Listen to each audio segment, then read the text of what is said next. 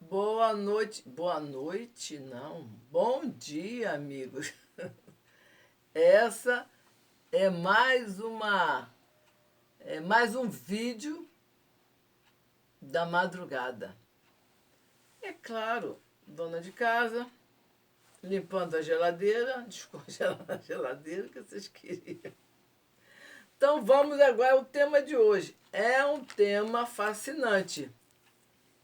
É um tema universal que, logicamente, não pode ser tratado em 15 minutos. 14 minutos, segundo disse o Guilherme. Guilherme, boa noite para você, né? Boa noite a todos. Aliás, boa noite, aliás, é o Vamos horário que dizer boa tiver. noite. Boa noite, boa tarde, bom Não, dia. quem tiver Quem aí. estiver assistindo sabe Meus é uma amigos, saudação. o tema é o seguinte. Não se assustem, não se assustem. Isso aqui é tipo assim uma revista que a gente faz, né? Nós vamos dando umas pinceladinhas aqui. Tá vendo os quadros que tem aqui? Né? Tem vários. Aqui tem Van Gogh, aqui eu tô bem, super bem cercada, assessorada aqui. O tema de hoje é o seguinte: Kepler e Johannes. É Johannes? Acho que é Johannes. Johannes Kepler desafiou Deus. Nada mais, nada menos do que o desafio de Johannes Kepler. Bom, para quem não sabe, Johannes Kepler foi o maior e melhor astrônomo, para dizer o mínimo, de todos os tempos no mundo. Esse rapaz, ele nasceu bem doentinho. Ele nasceu em 1571, em plena Idade Média. E a mãe dele era uma mulher muito evoluída, inteligente, e tratava com plantas medicinais. Logicamente, ela foi perseguida como bruxa pela Santa Inquisição. Mas eu acho que ela sobreviveu a ponto de criar o filho único. E ele nasceu muito doente na Alemanha, numa cidade que eu esqueci o nome. Né? Qualquer coisa vocês têm que ver o vídeo lá, o filme está no YouTube, do Carl Sagan, né? Que ele fala, tem o filme que ele narra os principais episódios da vida de Kepler. Então o Kepler foi mandado, ainda muito jovem, pelo jeito ali ele estava com seus 10, menino ainda, para um mosteiro, não é bem mosteiro o nome não, é uma casa de ensino protestante. Mas ele não se adaptou, porque o Deus de que falavam ali era uma vida muito rigorosa, de acordar muito cedo, né? De ficar fazendo penitência, daquela coisa toda. Ele não se adaptou porque ele olhava para aquelas estátuas de um Deus barbudo e punitivo, né? Que punia com castigos bárbaros a quem fizesse alguma transgressão. Ele olhava para aquele Deus e olhava para a natureza, olhava para o jardim assim em frente, via coisas lindas, o sol nascendo, os pássaros cantando. E ele, muito inteligente, muito sensível, pensou assim, não é possível que esse Deus seja tão cruel. Eu quero ler a mente de Deus. Ele se decidiu por isso. Vou ler a mente de Deus. E é dele a seguinte frase: a mente de Deus. Foi a conclusão que ele chegou lá atrás, quando ele descobriu muita coisa. Ele disse o seguinte, ele deixou na história essa frase: a mente de Deus é impenetrável. Bom, aí já está o desfecho completo. Aí significa o seguinte: nós não vamos falar de Deus. Mesmo porque esse Deus de quem ele falava era o Deus do cristianismo. E nós sabemos que existem outros deuses e outras religiões no mundo. Então, o Deus ocidental não satisfez a vida interior do Kepler. Enfim, e ele foi se dedicar a estudar, a pesquisar e descobrir as leis do cosmos. E a astronomia já não existia naquela época. Existia um movimento de separar a astronomia da astrologia. Ele não queria saber de astrologia, ele não queria ser astrólogo. Ele queria descobrir as leis de gravitação dos planetas e ele começou a montar. Vocês já viram os aparelhinhos que aparecem os planetas assim, em volta da Terra, não sei o quê, aparece a Lua, aparece Marte? Aquilo ali foram os primeiros experimentos de Kepler. E ele tanto fez, ele tanto buscou, né? Ele inclusive foi atrás de um cientista da época, que era muito rico. E ele era um rapaz tinha posses, mas o outro vivia numa vida faustosa, né? E ele foi atrás, esqueci o nome do camarada. Ele foi atrás desse cara, era amigo dele, que não queria. O cara não dizia que não queria.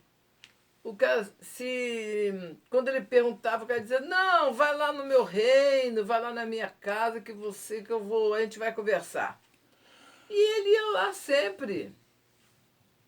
Ia lá, quando chegava lá, o cara dizia assim, vamos fazer uma festa aqui. Depois da festa a gente conversa. Aí tinha aqueles comes e bebes, né, daquela época, muita mulher bonita, muito frango assado, muito leitão assado. E ele não gostava daquilo porque ele levava uma vida meio reclusa, ele era quase um monge. Ele tinha uma mulher, parece que ele tinha um filho, assim, não mostra muito a vida particular dele, porque ele só vivia em pesquisas. O Tolkien, acho que era Tolkien, o nome do camarada, do colega dele. E o Tolkien tanto encheu o saco dele que acabou morrendo de tanta festa, de tanto comer, de tanta vaidade, de tanta farra. E ele ficou sem saber a tal da equação que iria trazer uma ligação entre as montagens que ele estava fazendo dos planetas. Aquela equação era essencial. Que vinha dentro de uma geometria, né? A montagem. Era tudo geométrico, era a geometria do cosmos. E por fim ele criou as duas leis da gravitação, que são as elipses. As elipses, né? As elipses. Que eu não sei exatamente o que é também. Fala mais um pouquinho do Elipse que é uma formação geométrica, né? Uma formação geométrica, matemática. E tem uma fórmula também que designa ela também na matemática. Então, e tudo que ele criou na época ainda vigora até hoje. Amigos, já passou mais da metade e eu peço que curtam, compartilhem, se inscrevam e comentem, tá? O nosso canal. Obrigado. E vamos prosseguir. E agora falar sobre a mãe de Kepler, mãe? Nós estamos pedindo isso tudo porque... sim. Me perdoe. Eu queria pedir perdão, desculpas extremas ao nosso amigo doutor Paulo César Silva. Uma pessoa muito inteligente, que tem uma família maravilhosa, é casado com a Jaqueline e tem um filho que ele chama de Imperador Júlio César. Então, um abraço para essa família linda, linda, linda. Eu ainda quero, quando eu fizer 5.000, doutor, 5.000, vai demorar um pouquinho. O senhor está convidado para vir aqui dar uma palestra, principalmente sobre a vida das abelhas. Vocês vão ficar enlouquecidos. Apicultura, lógico. Apicultura. Então, é o seguinte. Muito falada na sociedade da nova era. Então, para falar ainda em Deus, Por que estão essas coisinhas aqui engraçadinhas? Parece brinquedo, né? Aqui são os dinossauros. Dá para pegar aí, Guilherme? Dá pra pegar. Os dinossauros. Mas tá faltando 4 Por minutos que e que, meio. em 4 minutos eu vou tentar falar. Por que os dinossauros sumiram? Porque, segundo Darwin, combatido Da lei da evolução. da lei da evolução das espécies, segundo Darwin, esses seres e outros mais foram desaparecendo da Terra porque a natureza, vocês sabem que Darwin não era criacionista, não falava de Deus. Porque a natureza foi eliminando na cadeia evolucionária muitas espécies. A seleção natural, né? Era a seleção natural. Foi eliminando essas espécies para alcançar alguma coisa melhor. Que eu não vou dizer que somos nós. Foi uma seleção. E sobre Stephen Hawking também. Sim. Einstein. Vamos começar por Einstein. O grande, célebre Albert Einstein, no final das suas teorias, ele dizia o seguinte: Deus não joga dados. Já Stephen Hawking veio e combateu e disse: Não, senhor Einstein. Deus não só joga dados, como os esconde. Quem fala sobre isso é o Carl Sagan, né? E também tem o filme Oppenheimer que você quer comentar também. Eu indico um filme que eu assisti e me deprimiu muito. Por quê? Porque o grande matemático célebre Oppenheimer, interpretado por um ator que eu esqueci o nome, mas eu gosto muito. Oppenheimer, ele simplesmente descobriu, o Einstein já tinha descoberto, ele fabricou, digamos assim, a bomba atômica, as bombas atômicas que seriam jogadas no Japão. E ele comandou, ele e o grupo dele comandaram essa destruição. Vocês sabem que Hiroshima e Nagasaki foram destruídas sem a mínima necessidade, se é que há necessidade de destruir cidades inteiras com população civil. Então, esse filme eu recomendo. Foi o Projeto Manhattan, né? Eu recomendo porque nós estamos numa época de muitas guerras, de muitos confrontos, e é bom a gente ter em mente que isso aí é barbarismo, isso é voltar.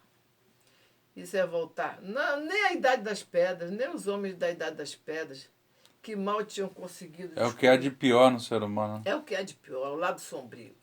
Então, esse personagem Oppenheimer, no filme, ele está constantemente assim, triste, mas ele não voltou atrás. Ele teve chance de voltar atrás e não voltou atrás.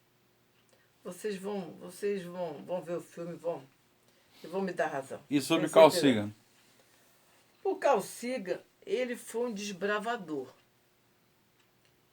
Mas acontece o seguinte, ele fez vários projetos, inclusive fez um projeto de semear os planetas, semear Marte e buscar fazer uma semeadura interestelar. Só que isso foi abafado. Mais 20 segundos para falar. E não se fala mais nisso. Vamos nos despedir. E temos aqui Santa Sara Kali. Nossa, querida. Guilherme, a festa Santa Sara Kali, dos ciganos. Sim, a protetora dos ciganos. Na cidade de Saint-Marie-de-la-Mer. Saint-Marie-de-la-Mer. Na França. Aqui temos uma... Próximo ao Mediterrâneo. Aqui temos uma... Mas vamos encerrando. Aqui temos uma yogi. Uma yogi. E vamos encerrando. E aqui temos Pai Xangô. Vamos Pai encerrando. Xangô, que é negro, não vamos é branco. Então, tchau a todos. Um grande abraço. Peraí. Não dá ter mais tempo. Tchau a todos. Um grande abraço. Obrigado a todos. Beijo.